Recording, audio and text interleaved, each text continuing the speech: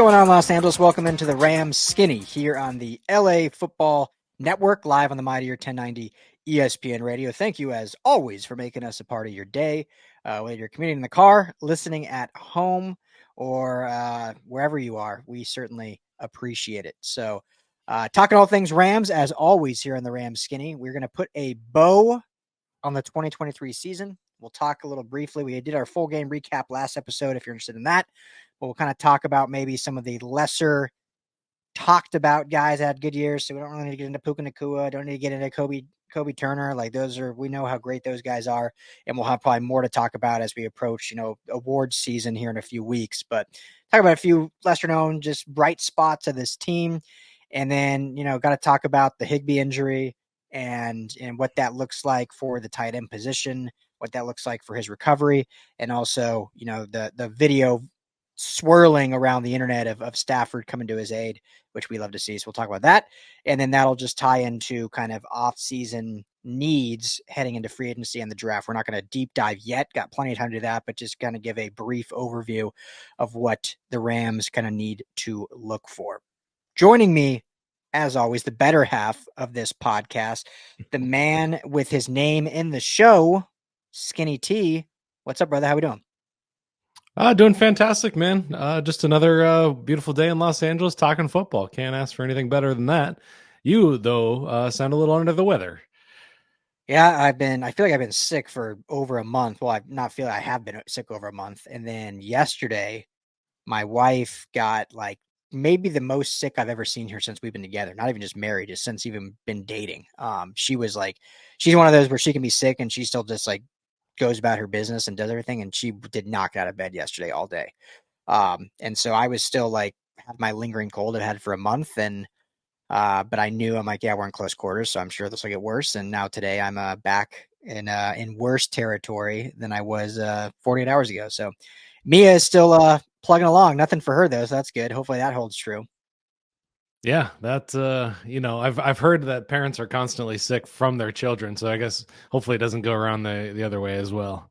Yeah, I never do this. If one of us is sick, it is what it is.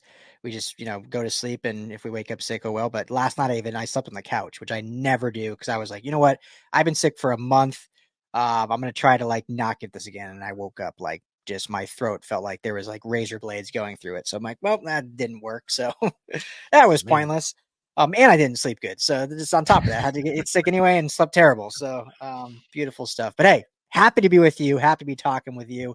All things Rams. I think we're at the point now, at least I am, where, still disappointed. Would love to see our Rams playing this weekend, but the disappointment has subsided a little bit. And now we can just have the appreciation of what the season was and look forward to kind of where this team is going and what they're building. So, as we jump into that, got to remind everyone about our friends at Underdog Fantasy. Head to underdogfantasy.com or the Underdog Fantasy app.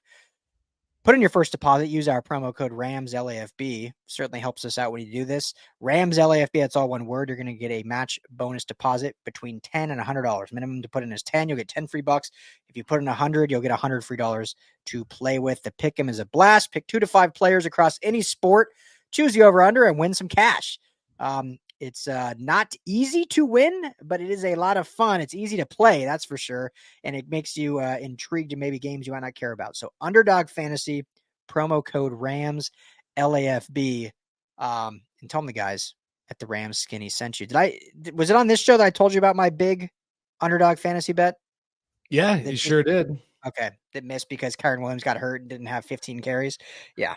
That was unfortunate. But anyway, so let's get into maybe I guess we can call it some unsung heroes, and we don't need a certain number on it, but we're going to talk about them plenty more later. But for this segment, don't need to talk about Puka Nacua, don't need to talk about Matthew Stafford, don't need to talk about Kyren Williams, don't need to talk about Kobie Turner, Aaron Donald, yada yada, and all of this team I think is now well known, obviously in the city of LA and amongst Rams fans, and very appreciated, but maybe nationally there's not some guys, and maybe if we do get any national audience, and so Rams fans, this maybe seem repetitive, but let's start with you, Skinny. Who's one name that maybe isn't one of those big 5 or 6 that deserves a participation medal, if you will, for the 2023 season?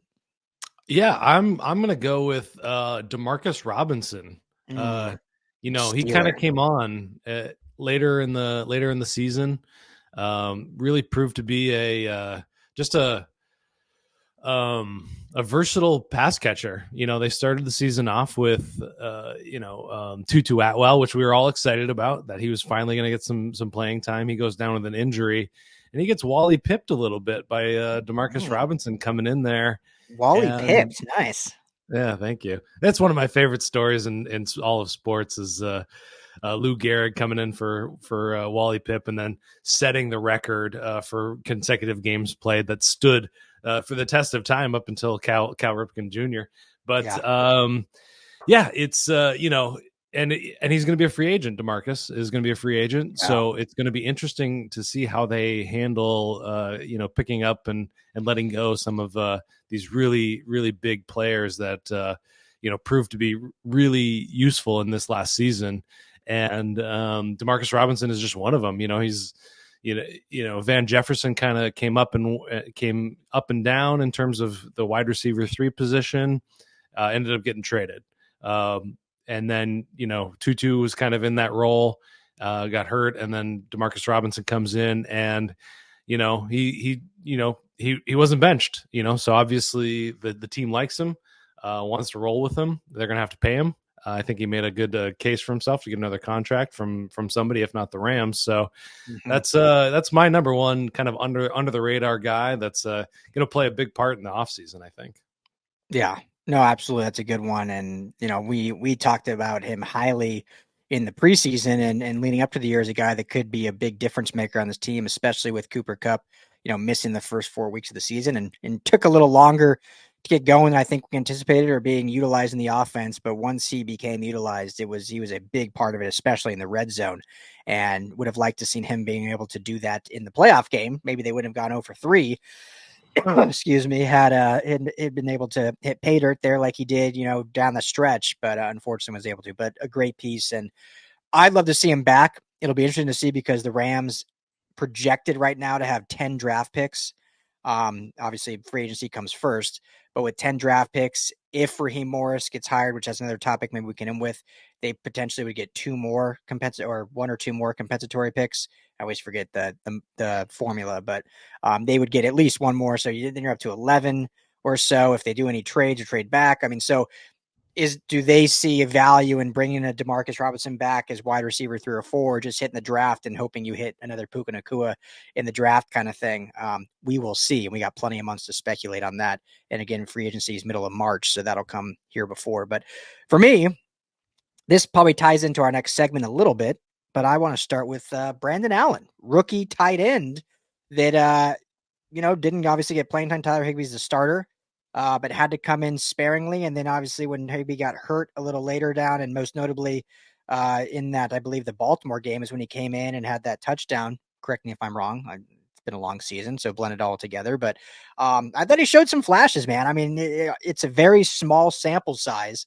But I think what we've seen of Brandon Allen is a guy that can play tight end in this offense, in this scheme, can do a little inline stuff, but can catch the ball also, and has some wheels on him after the catch for a tight end. So Higbee, obviously, which we'll get to his injury and just how horrific and what a shame that is, the torn ACL and MCL. So we'll get to that in a minute. But whether he's back at some point in the season or whether they want to roll with Brandon Allen as the guy, and obviously they'll add someone at some point. But I feel good that Brandon Allen showed enough to me in that small sample size that I see a talented tight end prospect that I think can continue to grow in this offense. So loved what I saw out of Brandon Allen.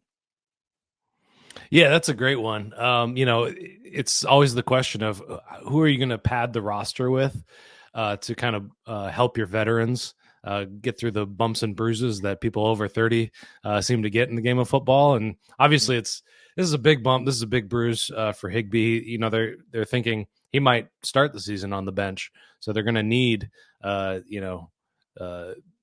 to rise up and meet the moment and be the starter maybe for the first handful of weeks of the season. So yeah, it was great to see, just in that first game coming out, catching touchdowns and really being utilized in that first game. That was a lot of fun. So yeah, definitely definitely a good shout out there. I'm gonna flip the to the other Flip side of it. the ball. Flip it. Yeah, I'm gonna say Quentin Lake. I don't Nice. think we've really given him much of a shout out, but he comes on as a safety, which was a bit of a crowded competitive space heading into this season with John Johnson coming on. But he finds himself a nice little role at nickel corner, which was a nice surprise. So Mm-hmm. UCLA guy, son of Carnell Lake, former Steelers great, just like I said, found a place for himself on the roster, got himself some playing time, and did a nice job. Yeah, I mean, love Quentin Lake. Love he really came on strong there at the end of UCLA, and a guy that I thought showed a lot of potential, and so I was ecstatic when the Rams ended up selecting him. We got to keep him here in LA, and a guy that was gonna his rookie year, little insider information, was actually gonna do a podcast with us here on the LA Football Network. His rookie year, we were talking to him. He had been on our Bruins show, and such a well spoken intelligent guy, and I think is whatever he's done playing football. Hopefully, it's 20 years from now if he has a long career. But a guy I could totally see being in the media world. And so we were talking to him about doing a podcast, and he was all in it. And then obviously being a 6th-round pick, he was like, you know what, I just want to focus on making the team and making sure I'm ingrained, which I totally get. So maybe now he's made a name for himself with the Rams as a contributor. We can get him back in maybe that podcast world, but. Yeah, so that's a great one. And I'll mention a guy in the same room, and played sparingly. Obviously, wasn't the full-time guy, as you mentioned. It's a crowded room at safety, but I think Russ Yeast continues to show moments that he can rise up and maybe not be a full-time starter, but certainly if needed, plays really well. I mean, he was a 7th-round pick in 22, so the round even after Quentin Lake, and obviously had those great couple peanut punches in the Niner game. I know that was the battle of the backups, but hey, the Niners may have won that game if not for Russ Yeast making some plays down the stretch there, breaking up some deep passes. So a guy that I think can continue to earn in this role. And man, this is embarrassing because I love this guy, but I'm drawing a blank on his name for some reason. It's call it sick brain, whatever. But former 7th-round pick out of Penn State with the Rams that just left in the offseason, went to Cincy. Oh, He Nick was Scott. instrumental. There you go. Thank you. Reminds me a little bit of Nick Scott, and I hate even forgetting that because Nick Scott was like the first podcast guest we ever had here on the LA Football Network. Great guy. But reminds me trajectory wise, I'm not comparing them necessarily as players, but Nick Scott came in, tremendous special teamer, 7th-round pick, and then continued to work, continued to grind, continued to build. All of a sudden, a playoff run, he's a starter, and not only was he thrust into starting, but he actually exceeded expectations and played great, and ends up going to get a pretty big contract after that because of how well he played. I could see Russ Yeast having that same kind of trajectory where just keep building, keep grinding, going into year 3 now next year, and a guy that I think can be a contributor here and there, and eventually, in year 4 maybe, or maybe even next year, depending what goes on with John Johnson and whatnot, or Quentin Lake for that matter, ends up being, the starting safety. So love what I'm seeing out of Russ Yeast, even in a small sample size. Yeah, one of the things that I was concerned about heading into the season, just with a smaller cornerback, defensive back group, a lot of guys under 6 feet tall, not a lot of guys, with big bodies. But he really emerged as that kind of guy back there that could lay the wood and just kind of get some hits on it. And like you were saying in that San Francisco game, that was really put on full display for a lot of people, maybe for the first time, seeing that he can get in there and mess some guys up.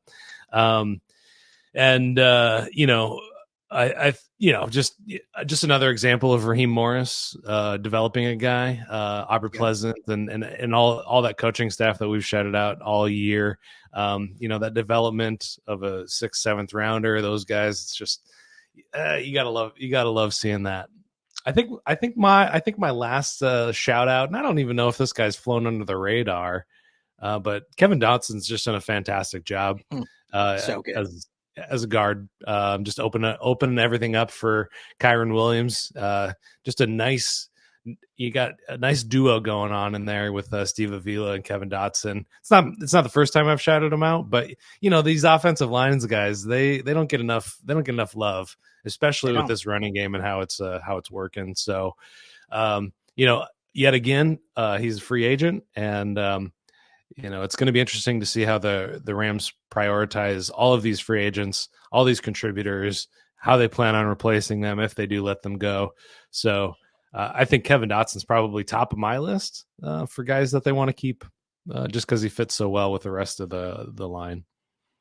Yeah, I mean, I think he has to be top priority. It's hard, and this is a different comparison because I think he's a different scenario based on how well he played this season.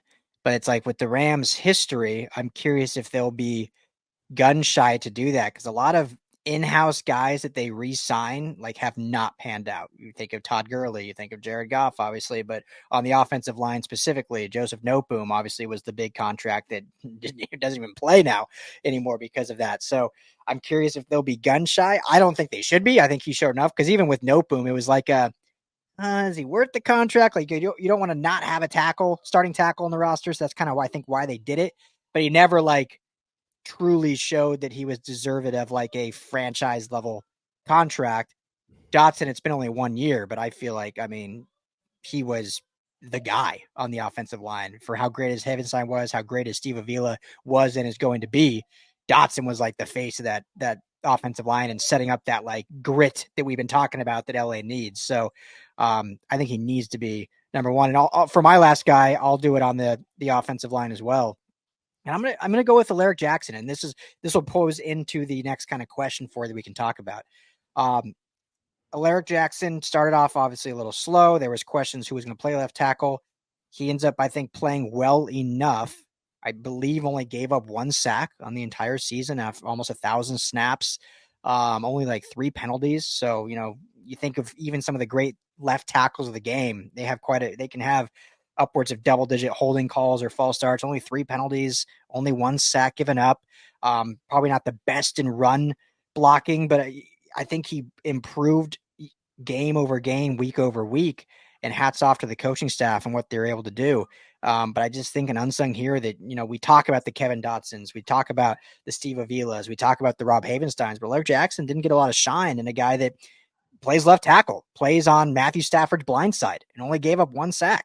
And so he's a guy I think that deserves to be shouted out. So you can obviously speak on him, but what I want to ask you is, did he do enough this year, do you think, for the Rams to be confident with him moving forward at left tackle? Or do they still need to either hit free agency or the draft to maybe get a upper tier talented player for that position? Well, another undrafted free agent starting for this team, Yeah. and doing a great job. He did lead the offensive line in pressures this year. They didn't manifest into sacks, probably just because this guy's a baller and he's got that dog in him, and he doesn't want that that on his record necessarily. So it's a big question mark for me though, because you think about going out and getting Andrew Whitworth, and what that did for this team, and what they've looked like without Andrew Whitworth on this team as well. And you think about, you go back and you look at the Super Bowl winning teams over the last handful of years, and even going further back than that, left tackle is a really important position. Yep. I might argue it's maybe the second most important offensive position on the team. They're out there for every snap. Blind side of the quarterback. You got to go up against talented edge rushers across the league. I think that this draft class in particular is especially around 19, where the Rams are going to be picking, unless they trade, as they like to say. Yep. There's going to be a couple of guys. I mean, I think Joe Alt will probably go a little bit further than that before the Rams will be able to pick. But there's going to be other tackles that are going to be kind of up for grabs at that point. So, I like the guy. I was rooting for him to take over the left tackle position over Joe Noteboom after what we saw from both of them last season, even though everybody got injured. So what are your thoughts? What are your thoughts there? I mean, you're a little bit more wise in this area than I am. I'm torn. I don't know. I like the guy, but I also think that finding an elite guy is that's got to be up there in priorities. Yeah. I mean, you anytime you can upgrade at all, you do it, right? Even if it's like a little marginal upgrade, and left tackle, like you said, is so important. So if it was me though, this is how I would approach it. I would not, looking at, the tackles available in free agency, top of the list, you got like what, Tyron Smith, you got Jonah out of Cincinnati, who's obviously had some injury history. And so I would not address it in free agency. I would say, not going to worth spending the money. You finally have some capital to play with.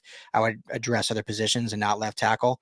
When you look at the draft, that's where I would go get a guy. And it doesn't even have to be first round. I mean, we've seen how well they've drafted the offensive line in later rounds, and what that could look like. So that's what I would do, is go to the draft and get a guy then that's competing with Jackson and can go from there. So with that, real quick, if you're on radio, we do got to take a quick break. We'll have plenty more Rams talk though. If you want to head to LAFBnetwork.com, or just search the Rams Skinny wherever you get your podcast, you can finish this episode. So that would be my approach though, is bring a guy in the draft. If one of those big name guys, which if they fall to you at 19, I wouldn't think twice. I'd run that ticket up, kind of like Steve Avila. But if not, I would take BPA at 19. We'll have plenty more draft talk later, but I would definitely get a tackle at some point, second, third, fourth, even fifth round. And then you go into camp with, Jackson as the penciled in starter, but he's going to have some competition there, and you groom a guy and build a guy up that can eventually take over. So that's how I would approach it. I just don't think it's worth going out and spending 10, 11, 12, $13 million for the tackles that are available in free agency this year. Yeah, I think that's absolutely right. And I think that, Jackson's an exclusive rights free agent coming in, so they've got the upper hand there. So likely he won't cost them all, like what they're paying Joe Noteboom at this point. Yeah. He's the $15 million cap hit at this point. Yeah. Fifth highest played player on the Rams. Now obviously all this is going to change once they actually start spending money or having money to spend again. So I like that path. I think you're absolutely right with free agency. It's going to be over. Everything's going to be overpriced in free agency, and more we're seeing that. Yeah, more and more we're seeing that these free agents just aren't working out across the league. So I like that. I like that game plan, whether it's a first round or something behind it to give them some competition. But it's super important position. Yeah. Yeah. And, I mean, I'm definitely not rolling with this as my potential starter, but, Noteboom does have 2 years left on his deal that he signed, and yeah, he's overpaid, but maybe he, with, going into year 2 with Wendell as his O-line coach and some continuity, maybe he can improve and if anything, push those guys or push Jackson. And, I'm not banking on that, but you have him on the roster and you're paying him a lot. So hopefully you can see some improvement there. So I think the combination of Jackson, Noteboom, and a rookie, plus, remember Logan Bruss is on the practice squad, and I know they moved him inside to guard, but maybe he's a guy that, after playing tackle in college, can get back in that tackle form. So, I think there's optionality here for the Rams, which at least is good. You're not going in like this year where everyone was terrified and then everyone just exceeded expectations. It's like now, you have some strengths there that now you just need to, you can just improve it, but it's not like a disaster area. Yeah, and I was playing around on Over the Cap earlier today, just thinking about this exact same question, and they can cut Joe Noteboom for just a $5 million dead money hit. I'd probably do that then. Yeah, post June 1st. So my head is that's where that's going to end up on there, unfortunately for him. And you got to cut ties when there's the sunk cost fallacy out there, and Yep. it's the 53 people on the roster, and you got to make room for people. So I think that's what's going to happen with him. Yeah, that, especially seeing how they did that last offseason, and I think they'll probably do. I saw something where they're sitting I should have looked before jumping on here, but I think they're sitting at like 25-30 million in cap space, and they can do restructures getting it all the way to like 100 million, which I don't think they'll do that much, but there'll be some moving around of contracts and some money, and I would not shock me a releasing of Noteboom to give them a little bit extra there. Sitting at 42 million right now. Okay, I thought I saw someone said like 25 or something, which I was like, that doesn't seem right. 42 sounds much more like what I thought was the case. So anyway, quick quickly, let's talk this Tyler Higbee injury. The brutal hit straight to the knee, torn ACL, torn MCL because of how late it is in the season. Will probably miss a good chunk of the year in order to get back. You remember, OBJ obviously a few weeks later, but he tore his ACL in the Super Bowl and missed the entire next season. Part of that is just because the team didn't sign him. But, it's unfortunate when injuries happen that late because it's going to bleed into the next year. I want to ask you this, though, like, everyone's seen the video by now. If you haven't, it's up on our Twitter feed or just hit us up and we can send it to you. But, Matthew Stafford happened to be mic'd up, happened to chase down the defender and tell him it was a dirty hit and, just protecting his guy. What did you think of Staff protecting his teammate? You gotta love to see that. He's not afraid to get up in somebody's grill and tell him exactly what he thinks of him. And, on that side of things, I think Stafford did exactly the right thing. And if whether or not Kerby Joesph is in fact a dirty player, as Stafford says he is, as he said, it's on tape, everybody knows it. Whatever, it's hard for me to make that judgment. But in terms of standing up for your guys and you just saw your teammate go down, you gotta step in there and let them know that that kind of thing isn't going to fly. Yeah. I'm always wary to call someone a straight up dirty player without like watching them constantly. And, if it is on tape, I know there has been, I think there's another instance where he did injure a guy's knee. But I can confidently say it was a dirty hit, just a singular play. It was definitely a dirty hit in terms of, the target, going straight for the knee and obviously the injury that came from it when you have a guy's full body there, not even looking at you. I'm a small guy. And so I know tackling, you always want to go low, but Higbee was airborne. It's one thing if they're coming right at you like a truck and you got to go low to bring them down because you're bringing them forced other when they're not even looking at you and you're going into like their backside and you still go right at the knees. So unfortunate play. But yeah, I love seeing Stafford, protect his guy. I mean, there's nothing more inspirational, and obviously Higbee would rather just be healthy and not hurt. There's nothing more inspirational when your leader is in the trenches with you, taking grenades and is the one throwing it right back. I think that's what people love and teammates love about a guy like Baker Mayfield is, how vocal he is and how he'll get in the dirt. And Matthew Stafford, I think, has always been like that in his career, and he's ride or die, and his teammates ride or die for him. And I just think is really cool to see. And, he did it. I think it was the Super Bowl. I'm trying to think back if it's the Super Bowl or one of the playoff games, but did it as well after a hit, went and got in a guy's grill, a defender's grill, calling him out on a hit. So it's good to know that's the Rams quarterback. That's the leader of this organization and a guy that's always going to ride for his teammates. Yeah. And, I went back and I looked at, maybe he is a dirty player. And, Kirby was called for one unsportsmanlike hit in the Vikings game early, right around Christmas Eve, I think is when it was, on a hit against Justin Jefferson. Kind of came in. He didn't lead with his helmet, led with his shoulder. I'm not entirely sure why there was that call, but he also, the hit that everybody's thinking about is TJ Hawkinson. Also, he kind of went low, and it's not like Kirby's a small guy. He's over 200 pounds. He's 6'1". So he's not like us. He's not, a 5'8" guy just trying to, keep eating his lunch out there. He's, he's a big dude. And so, yeah, it's just unfortunate. It's a violent game. It's a hard game. And I'm not going to go so far as call him a dirty player.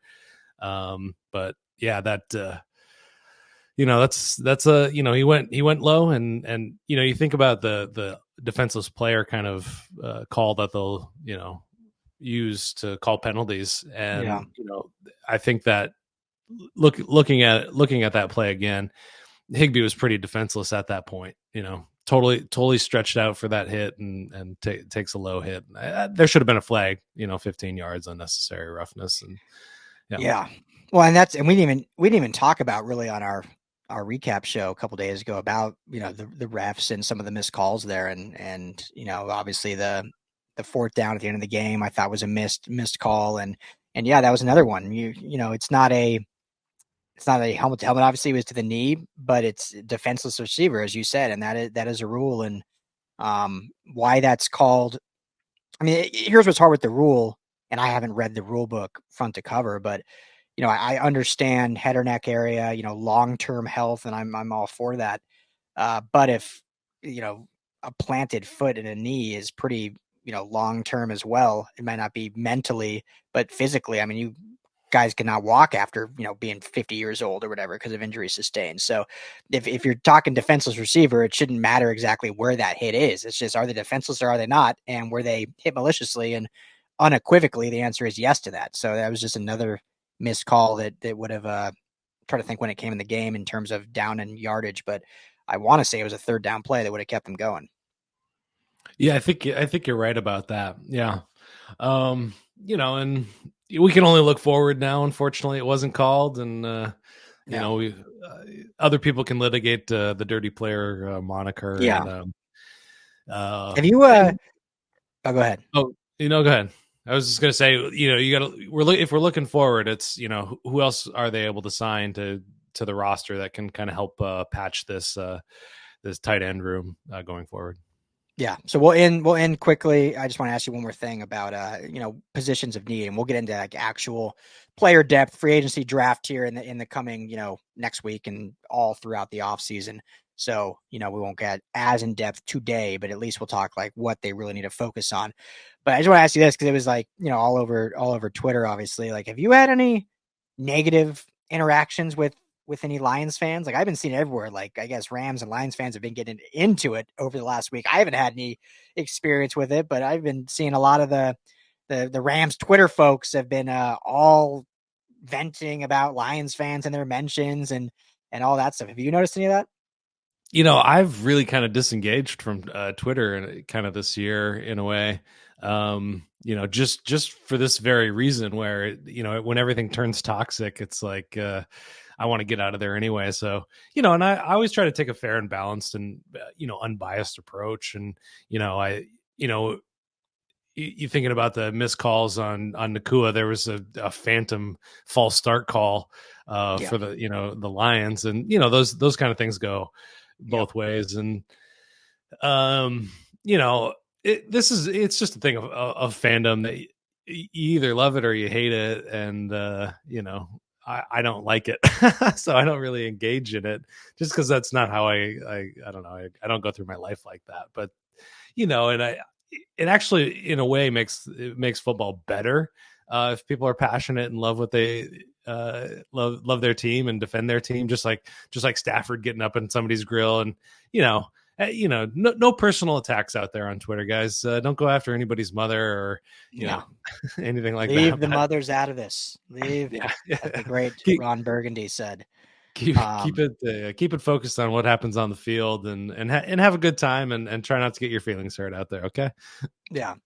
None of it ever came my way. I think, obviously larger follower accounts are gonna get more, traction and engagement. But I also think some people just kind of, I'm not referring to anyone at all, but I think in general, some people kind of ask for a little bit by the way they engage and the things they say by the way they respond or reply. I mean, response is everything, right? Like, you're always going to have a couple of those trolls and rude people, but all of a sudden, if you engage and kind of troll back, it's just going to escalate things. So that was interesting. Like, man, the uproar of Rams fans that I saw that were just saying how toxic the Lions fan base was and almost as bad as the Niners fan base and the rivalry. And I saw polls all over like who are you rooting for next week, or who are you like, would you rather see win, the Niners or Lions? Like, I never thought any Rams fans would ever even question that. It was always going to be never the Niners. So it was just like, man, this must have been a rough week for a lot of people. I think the Rams play the Lions next year, don't they?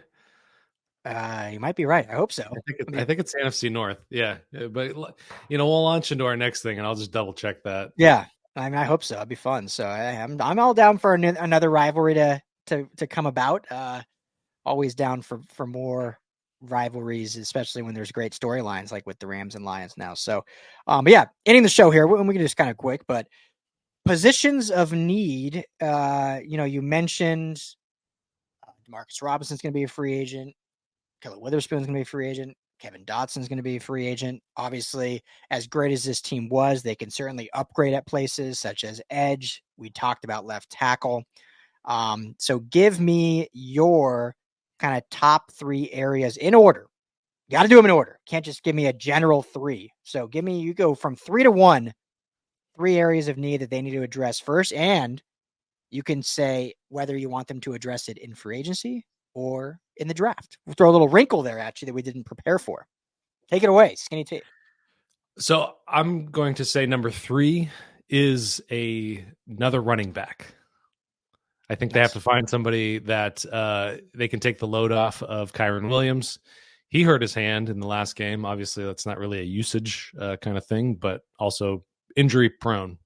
Missed a good chunk of his rookie year, missed 4 games this season, and missed the last half of last quarter of the Lions game with a hand injury. So I think definitely go through that through the draft. But the way the running backs market is working right now, they could land a decent running back in free agency. So I'm good. I'm kind of good either way. Just kind of play your cards and see what transpires after that. Number 2, I'm going to say cornerback. And this is the only thing I have to say about this one is they're going to have to address it in both. I think they go out and get a veteran cornerback through trade or free agency. Do you think, not to cut you off, do you think they should re-sign Witherspoon and go sign a free agent, or either or? I think move on from Witherspoon. Okay. Sign a legitimate number 1 cornerback in free agency. Jalen Johnson's out there. He might attract a lot of attention, but it's a guy worth paying. From Chicago, and then find another guy somewhere in second, third round. I think cornerback in the draft. Numero uno, you know it, we know it, American people know it. Edge rusher. There it is. And I'm kind of torn. I think free agency is probably your best bet. Because this draft class isn't super deep. Latu's out there, UCLA Bruin. Latu had a great season. I think he won't be there at 19. Yeah, and then after that, it gets a little bit fuzzy, even in the first round for edge rushers. And then you got some interesting names in free agency. Brian Burns and Josh Allen are out there. Brian Burns has been buzzing around this franchise for 2 seasons now, and I know they would love to land him. I like Josh Allen a little bit more. I just think he's got a little bit more upside. Brian Burns, I think is a good way to go. Yeah, just a reminder for everyone out there: this is Josh Allen, who's edge for the Jacksonville Jaguars, not the quarterback about to play in frigid temperatures in Buffalo. Okay, love that. We're gonna have probably a lot of similarities here, but I'll go for 3. Let's see, how do I want to approach this for 3? Because I don't want to do the exact same list as you. So I'll go offensive line, and it's a cop out. It's broad, but with Kevin Dotson being a free agent, as we talked about left tackle, do you feel good enough about Alaric Jackson? Do you trust Joesph Noteboom's going to grow? Do you think Logan Bress has made a jump being in this new system with Coach Wendell and being on the practice squad? Do you feel great with Coleman Shelton as center moving forward?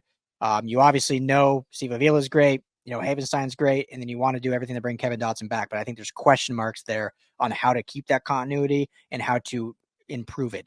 And I think all of that can be answered in the draft. I don't think with the money that you do have, I'm not sure I would recommend. Not sure I would love spending a good, healthy chunk of it on the offensive line. Now, I'm going to dig in more to, I've looked at a lot of the tackles. I'll dig in a little bit more at the guards.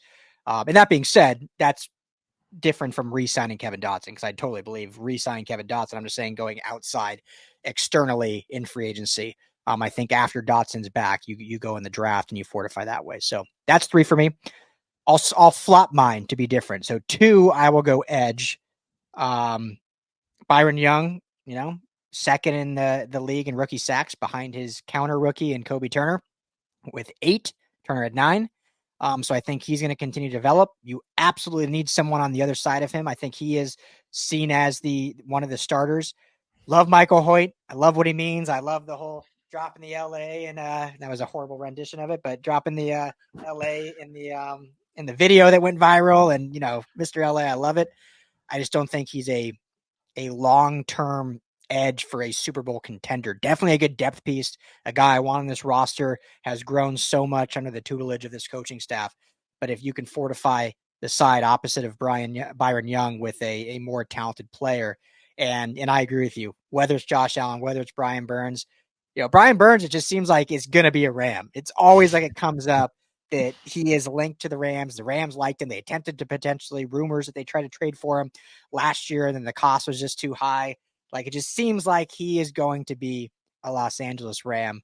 And that would, having Byron Young and Brian Burns, I think would be a great 1-2 punch in that. And then obviously I think with the potential 10 to 11 draft picks, you could pick up another one in the late, but I don't think then you're definitely then not forced to use one of your early picks at edge. Like I said, if Latu falls to 19, I don't care if you got Brian Burns, you draft Latu at 19 and you have a triple-headed monster there for NASCAR packages. And the number one cornerback, both I think are equally important to this defense. Both are equally not having that star power. And so, at 19, this to me feels like what the pick will be a corner. The Rams, I think, are the hardest team to predict in the draft because they tend to go BPA or just like throw everyone for a loop in what they do. So it's hard to really know what they'll do. But to me, at this point in January, still long time to go, and there's going to be free agency and trades. I feel like 19 is where you get your star corner, whether it's a Kool-Aid McKinstry out of Alabama, or there's a lot of names on the board that they could potentially get. So I think I agree with you. There's probably some good names in free agency that they could add, but I would still, regardless, even if they get a premier corner free agency, I would still use 19 for that corner because they don't, as well as this group played, as well as they impressed, they don't even have a true wide corner one. They probably don't have a true corner two. They have good depth in terms after if they were to add two of those guys, and then you can build upon with Cobie Durant and some of these other players that I think we could see improve if Derion Kendrick can be improved. But you want to go into the year with maybe some firepower there. So that's my list. Yeah, I just want to throw out an honorable mention. Safety. Jordan Fuller is going to be a free agent after this year. And they haven't signed, Taylor Rapp, John Johnson. They let those guys go in free agency. So I'm curious to see. That'll be an interesting place. And if they can continue to patch that with a 6th, 7th rounders, I think that's fantastic. Yeah. They've drafted heavy in there just in terms of depth. So yeah, they must feel good about it. And in terms of crazy unpredictable Rams draft moves, Dane Brugler has number 19, the number 19 Rams pick going to JJ McCarthy, quarterback, Michigan.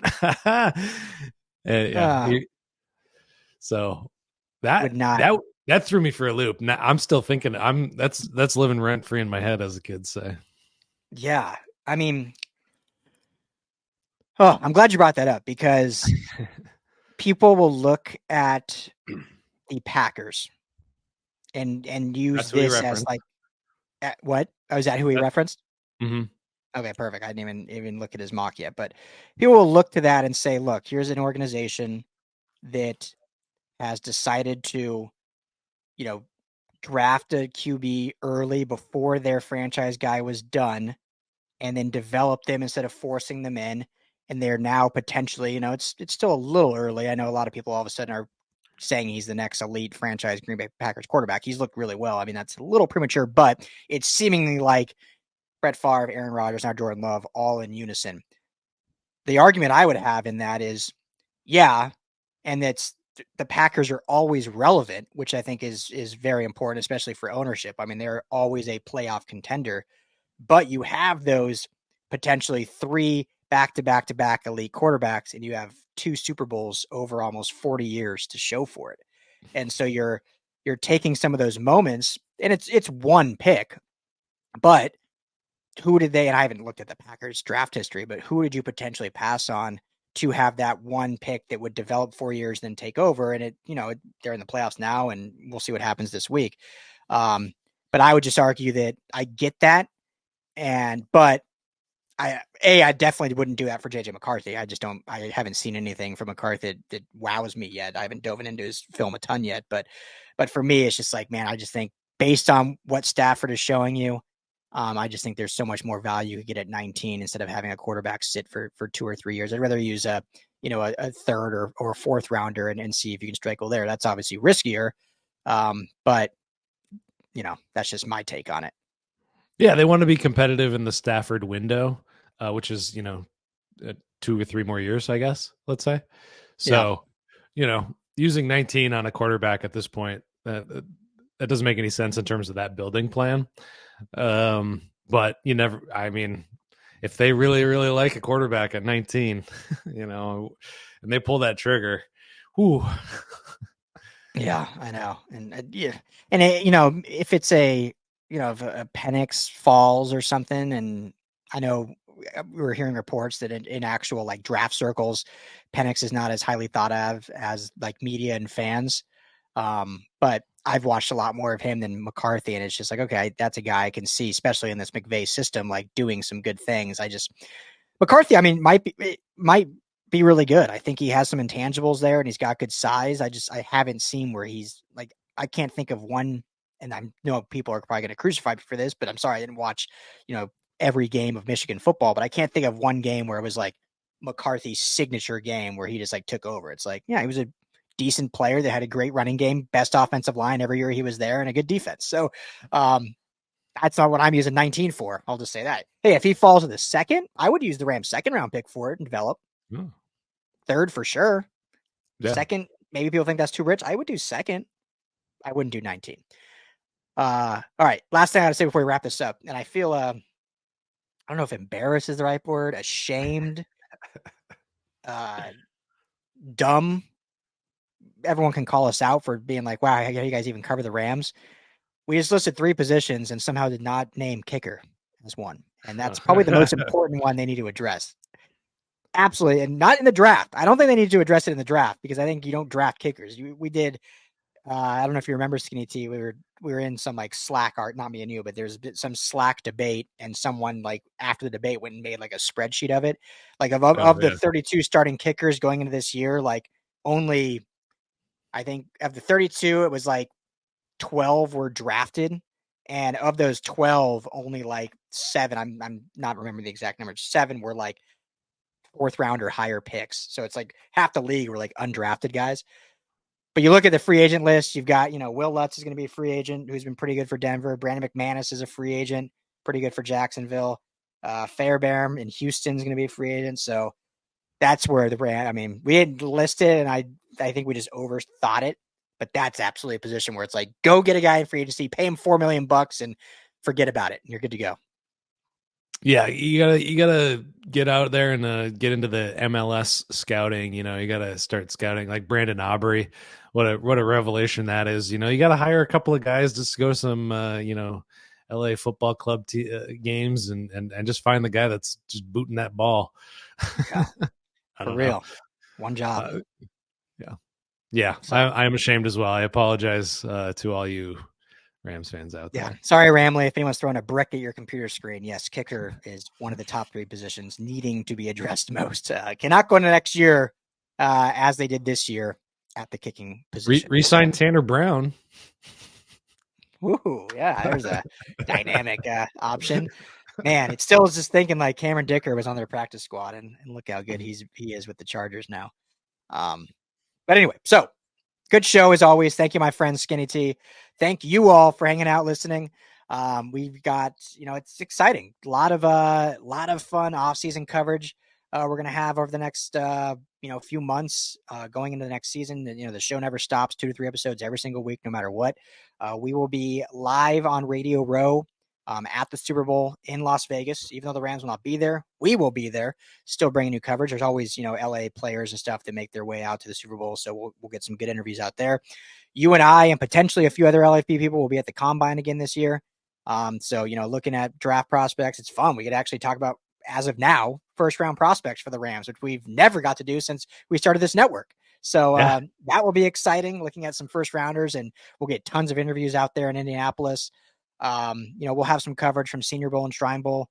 I always apply to the Senior Bowl for credentials. I get approved every year, but it's just like, it's always hard because it's the week right before the Super Bowl. So it's like, I have a family. Like, can I really just be gone for 2 weeks straight, basically? And then B, it's just like getting to Mobile, Alabama is not a cheap venture by any means. So, but maybe I'll pull the trigger last minute and be there. But either way, we'll have coverage for you from the Senior Bowl as well. So anything you need to add, Skinny T, before we sign off? I'll be at the NFLPA Bowl if they're having that again here in Pasadena. That's an easy one. I think it's done. I don't think they're doing it anymore. Oh, no? Oh, bummer. Yeah. I need to double check, but I think I heard that it's no more. Well, that makes sense because I haven't heard from them. So that makes sense. Yeah, I know. Unfortunate because, it was a nice local one. It was down the street from my house. Yeah. But anyway, plenty of coverage here coming from the Rams Skinny and always at, the LA Football Network. So thank you all for hanging out with us. Please hit that like and subscribe button if you're on YouTube. If you're not on YouTube, go to Rams LAFB for our YouTube channel. Everything is at LAFBnetwork.com. And obviously, if you're on podcast, Rams Skinny is where you will find us. Everyone, be well, be safe. Be back after the weekend for more Rams talk. Be well, Ramley.